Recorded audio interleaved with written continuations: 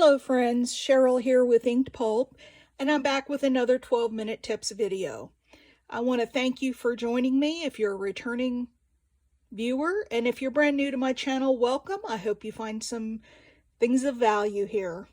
So you can see a picture of my desk, and I'm wondering how many of you have a drawer or a box or a bag full of ribbon scraps, trim scraps. They're not long enough to really be on a roll, and you don't know how to store them. You've got them all. I had a drawer in my little rolly cart that I would open up and just throw them in there. But then when I wanted to use them, it was really hard to paw through all those pieces to find exactly what I wanted. So I came up with a way to store them, and I went from this mess to this organization.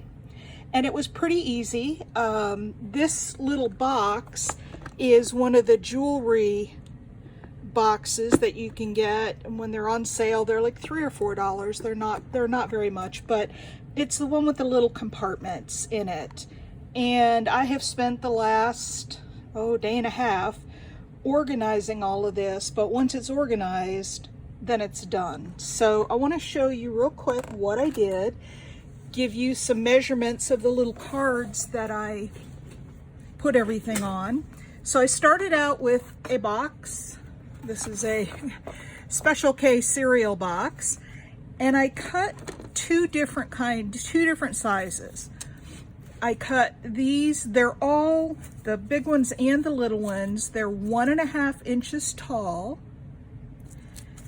The little ones are 2 1/8 inch long, so that they fit in here very nicely. And the longer ones are 4 1/4. Now the longer ones, I'll show you. So if you have pieces that are longer, like most of my sari silk is pretty long, and I can't fit them on the little, so I just wound them around these, and then these are going to stand up like this back in my little rolly cart, and then I have room for my box to sit beside it. So I have all of my big scraps on the 4 1/4 inch.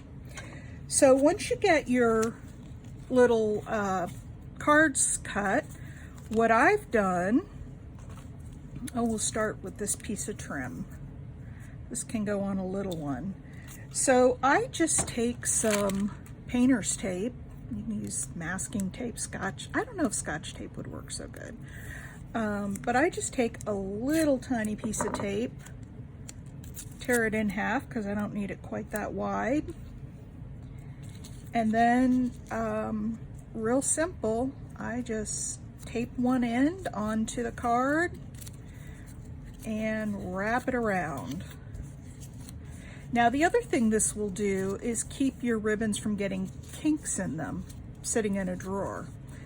If now sometimes we like our ribbons wrinkled, but I think if you have wrinkled ribbon and you put it on a card like this, it's going to stay pretty much wrinkled. Okay, over the top, and then I've just got little straight pins, little sewing straight pins, and I put a pin through it, and in the box it goes.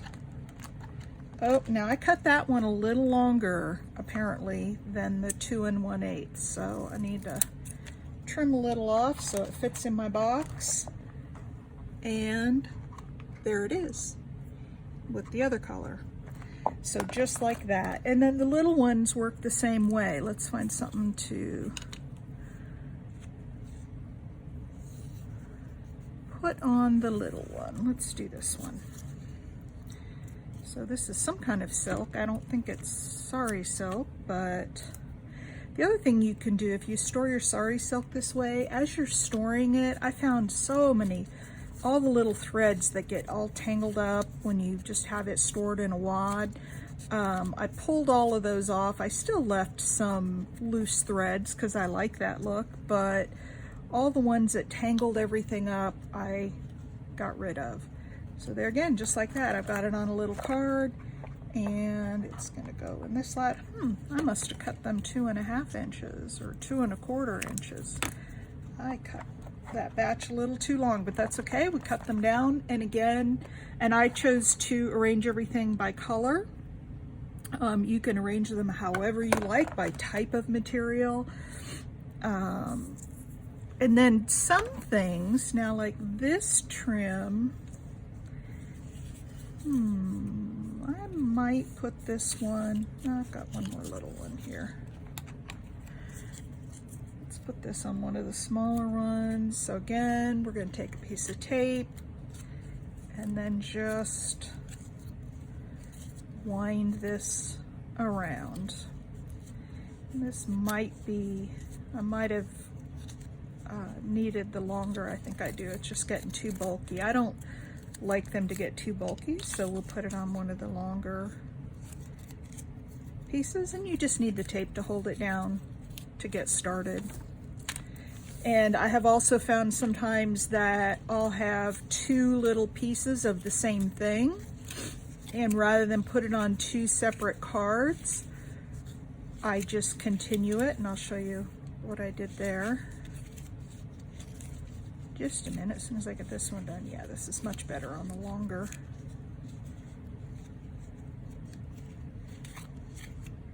And again, just a little pin.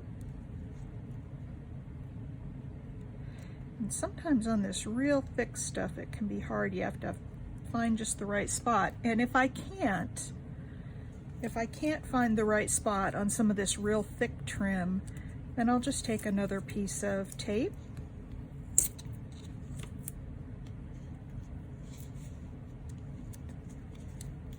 and tape it down. I prefer to have the pins, but sometimes they just won't go in, so there's another one of those. Now, if you have multiple pieces, you see this real thin white tape, and you can see I've got the original blue painter's tape, and then when I got to the end and I had another piece, I just taped the 2 pieces together and kept going. But that tells me when I go to use it that I've got a shorter piece on top, so you can put pieces together. The other thing is you're gonna get some pieces that are just really too short to wrap, all these little tiny pieces. So on these, I would just put them in a special box of my tiny scraps and do a project where I try to use them up. So you can determine what's tiny. That one's a little bit longer. I might wrap that, or I might just leave it in the tiny scraps, and that you can decide. So here's another small one.